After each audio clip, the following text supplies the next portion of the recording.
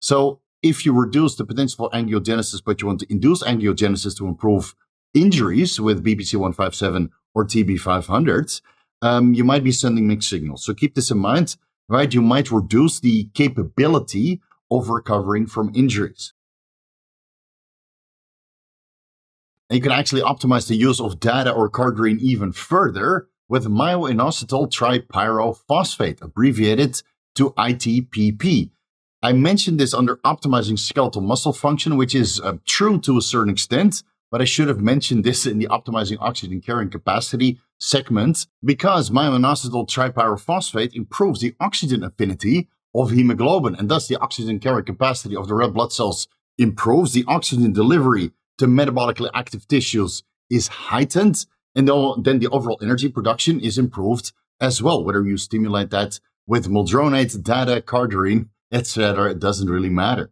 So this is actually quite popular. It's not included on the 2023 or 2024 prohibited list or monitoring program. So you're half natty if you want to use it. The half-life in serum of ITPP is 1.3 to 3.3 hours, but it binds to the hemoglobin within the red blood cells.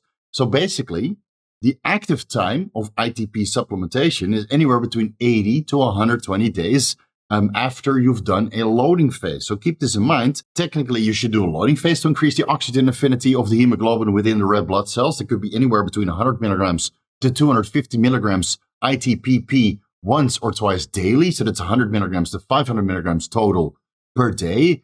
Once you've reached the noticeable effect, whether those are nootropic benefits, because of course oxygenation will also occur in the brain, or endurance benefits, once that is reached, you can reduce to a maintenance dose to 100 milligrams, maybe 3 times per week. Some people go the sublingual route, maybe 50 milligrams, 70 milligrams ITPP sublingually. It seems to enhance its absorption, but orally works quite well, even though the oral bioavailability is, I think, 37%. So you might want to go the sublingual route, considering that ITPP supplementation, especially for the loading phase, can be quite expensive.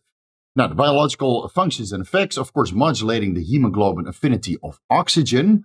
Besides that, it can improve hypoxia. So if the oxygen release and delivery to metabolically active tissue is improved, then states of hypoxia during strenuous endurance sports is obviously reduced. This downstream will reduce angiogenesis, because angiogenesis, the formation of new blood vessels, actually occurs after hypoxia. So ITDP might reduce angiogenesis and other markers related to hypoxia, including vascular endothelial growth factor and hypoxia-inducible factor 1, and thus inhibiting potentially tumor and cancer growth and development. If you inhibit angiogenesis, but you want to use BPC 157 or TB 500 as a recovery aid, then that seems to be mixed signals, obviously. So choose either or. If you go with Myo-Inositol Trispyrophosphate to improve your endurance and you sustain an injury, stop the ITPP, even though it will reduce hypoxia and potentially angiogenesis for 80 to 120 days, because the ITTP is contained within the hemoglobin within the red blood cells, which take a very long time to die and metabolize from the body.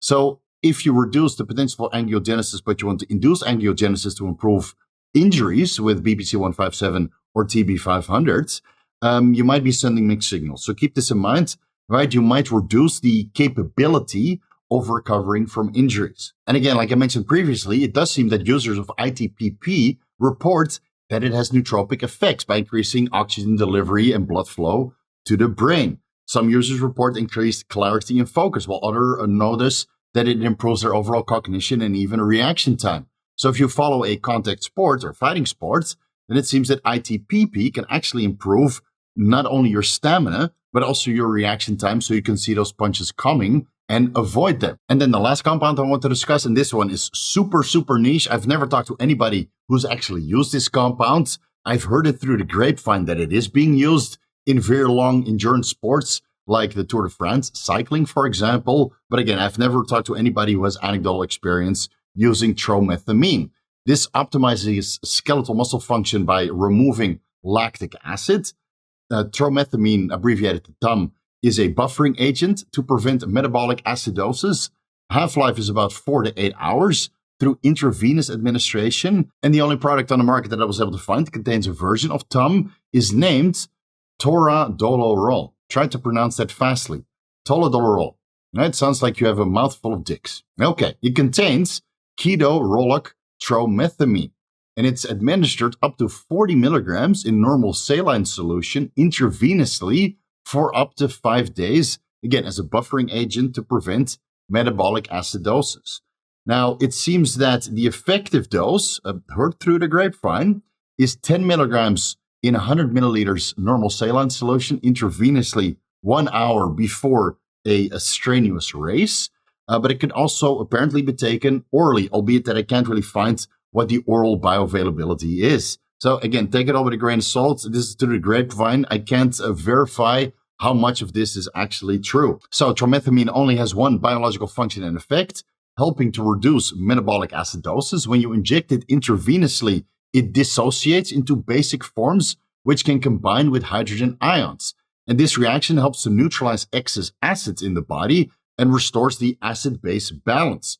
So I'm not entirely sure how this would work in combination with some of the over-the-counter supplements, which are known to have a similar effect, like sodium bicarbonate, baking soda, for example, apparently has a very similar reaction within the body and thus reduce excess hydrogen atoms within the bloodstream and potentially within skeletal muscle as well, albeit that I feel that oral beta-alanine supplementation or even injectable carnosine injected into the muscle group that you're going to use for endurance sports or train during the workouts, I feel that that's better for improving the lactic acid buffer within skeletal muscle. So maybe you can use tromethamine or sodium bicarbonate for the lactic acid buffer within the bloodstream and beta-alanine, injectable carnosine, for the lactic acid buffer within skeletal muscle. Should be able to combine it, albeit that I'm not familiar with tromethamine myself. I think this pretty much concludes the Optimized Endurance Deep Dive video series, unless you want me to make a part 7 discussing stimulants and nootropics, which again, I feel it's better to include that in the Optimized Entrepreneurial Deep Dive video series. Reducing inflammation with non-steroidal anti-inflammatory drugs, corticosteroids, glucocorticoids, and biological anti-inflammatory agents. And I'm open to suggestions if you feel I left something out up until this point. Then I'm willing to make a part 7. Otherwise, we're going to close it off right here. Thank you guys so much for joining me in this Optimized Endurance Deep Dive video series. It was very fun to make it, even though the response and the views were not that stellar. I guess nobody really cares about endurance sports anymore.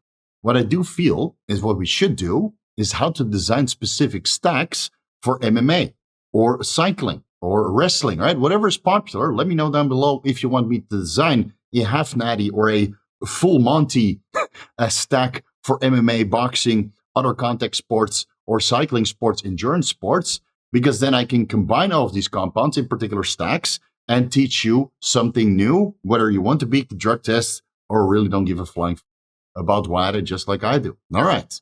I'll leave it here. Thank you guys so much for watching. You can find everything that I'm associated with down below in the YouTube description section. Follow me on Instagram and TikTok at Vigorous Steve. Vigorous crew, you guys know what to do. A front double bicep for the Vigorous crew. I will tell you this, Increlex has improved my endurance, but since it's so readily unavailable, I'm deciding not to include it here. Well, just stay tuned for more Increlex videos. Don't worry, I'll make a few more since you guys love it so much. Thank you guys so much for watching, and I'll see you in the next video.